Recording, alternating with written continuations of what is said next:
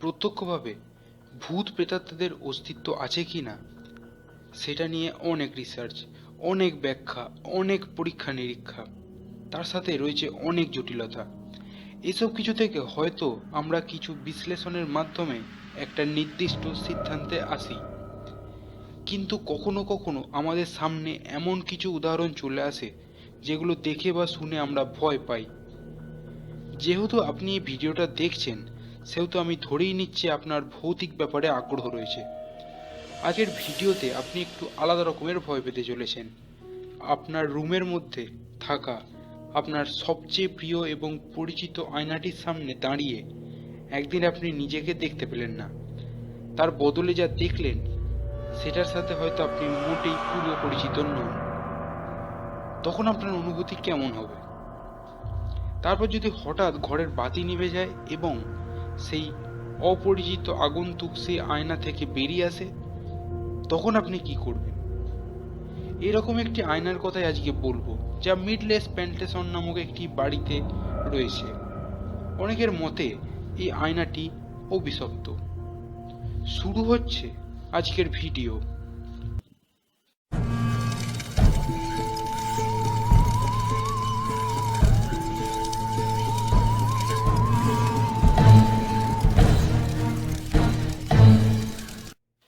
প্রথমেই আমরা জেনে নেব যে এই বাড়িটি কোথায় অবস্থিত।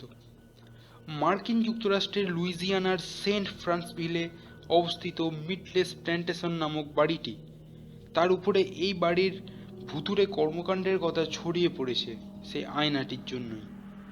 সাধারণ মানুষ বিশ্বাস করেন এই আয়নাটিতে প্রায় 10টিরও বেশি প্রেতাত্মা বসবাস করে। হ্যাঁ, একদম ঠিকই শুনেছেন, 10টিরও বেশি প্রেতাত্মা বসবাস করে।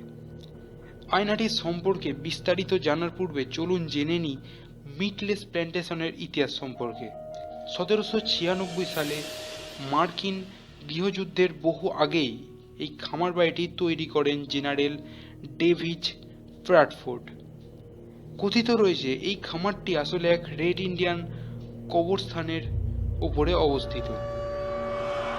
এছাড়াও প্রায় 10টি হত্যাকাণ্ড সংঘটিত হয় এই বাড়িতে, কিন্তু মাত্র একটি খুনেরই খোঁজ পাওয়া যায়। উইলিয়াম উইন্টার নামক এক প্ল্যান্টার খুন হন এই বাড়ির সিঁড়ির 17 নম্বর ধাপে। তারপর থেকে এই ধাপটিতে উইলিয়ামের আবছা প্রেতাত্মাকে অনেকেই লক্ষ্য করেছেন।